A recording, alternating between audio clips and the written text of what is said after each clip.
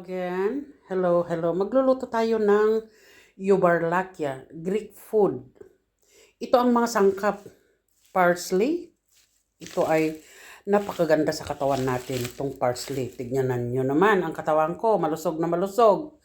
Half kilo of minced meat, rice, patata, onion, salt, and black pepper. Black pepper, wala na rin. Ayan. And oil, of course. Ayan. So, ngayon guys, uumpisahan na natin kung paano ang procedure nitong youbarlakia. Youbarlakia means it's meatball. Ngayon, hiwain natin ang patata. Tapos, pa-square, ganyan lang naman. Ang paglalagay natin sa youbarlakia. Ito naman guys, ang mga iba hindi naglalagay ng patatas. Alam nyo kasi ang pagluluto is fantasy. Parang fantasiya lang yan ang pagluluto. Kaya, ayan. Nilalagyan ko kasi ng patatas yung meatballs na yon kasi mas maganda yung sabaw. Yung soup niya kasi is more sticky pag may patata. Ayan. Kaya naglalagay ako ng patatas. So ngayon guys, nilagay ko na dito ang mahiwagang planggana. Nilagay ko na dito at ilalagay din natin yung onion, pero i-grind natin dito. Oh. Ganon. Ay, masakit sa mata. Ayan. Nag-grind ko na. Masakit sa mata ang sibuyas. Ayan. Tapos ilalagay na natin ito. Ikakat natin itong parsley.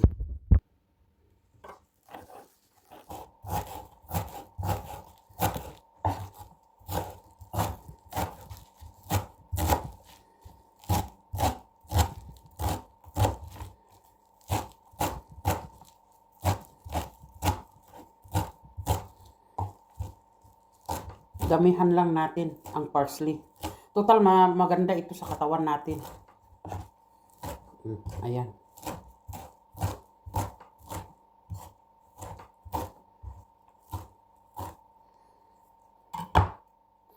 Ihahalo na natin dito. Ayan. Ganyan lang, oh. Tapos, titimplahan na natin, guys. Ayan, ilalagay na rin natin ang rice. Nahugasan ko na yung rice. Oh. With my hand. Hindi ako magsusuot ng gloves. Kasi homemade naman ito. Homemade.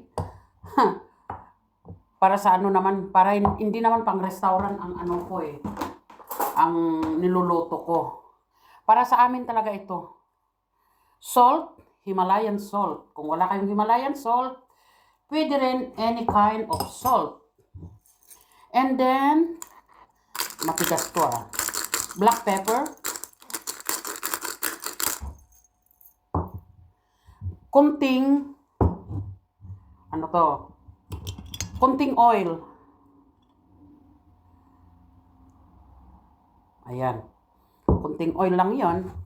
Tapos imekos-mekos na natin. O, ganyan. Huwag ba arte-arte na gumamit ng gloves ko, no, ha? Yung mga iba dyan, pag gloves. Ay! Kalukuhan ng mga yon. Kung ayaw nilang kumain, di, ayan. O. Mas masarap pa nga di ba? Oh. Ayan.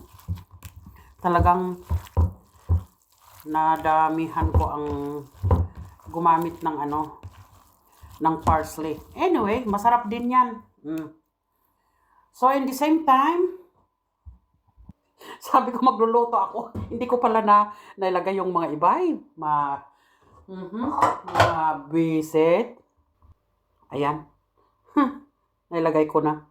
So, maglalagay tayo ng tubig dito. Maglalagay tayo ng tubig dito sa katserola natin. Ayan na guys, may na tayo. Maglalagay lang tayo ng oil. Ayan. And 1 cube of Knorr. Huwag ka nang ipakita kung anong marka yun, ha? Kasi baka sabihin nila na ina-advertise ko, no.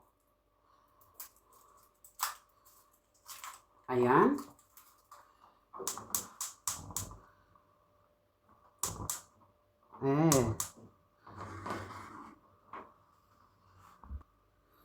Ilalagay na natin ang patata.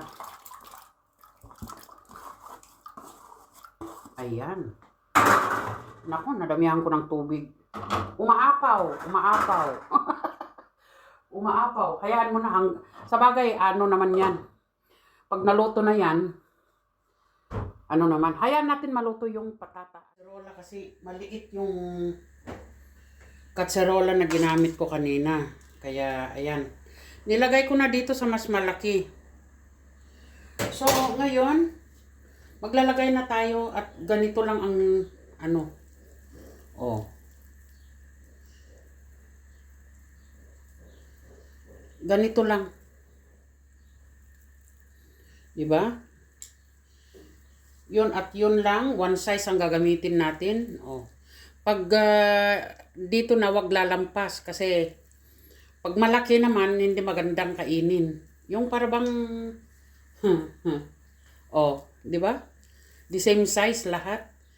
Sa akin kasi sanay na ako sa ganitong loto. So, oh. So hanggang matapos natin ito. Ayan. Kaya iano na natin. Ayan na guys. Hayaan lang natin maluto. Tapos na. Luto na. So ilalagay ko na lang yung eggs with lemon. Ayan. Titimplahan ko na ng eggs with lemon. Ito, nagbabatil ako ng 2 eggs with lemon. Oh.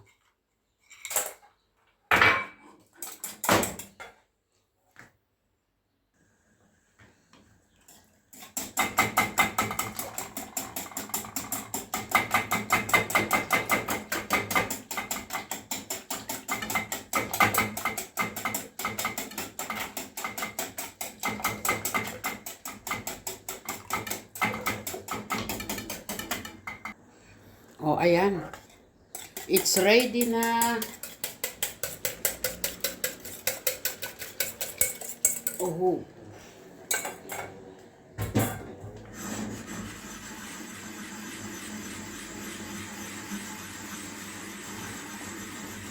Hihiluin natin. Instead of hahaluin, kasi nga hindi pwede mahalo, madudurog yung meat sa loob. Kaya ganyan lang ang pag-ano. Total na, ilagay ko na yung itlog at yung itlog nga. Ito na ang Yobarlakia soup. Ayan, guys.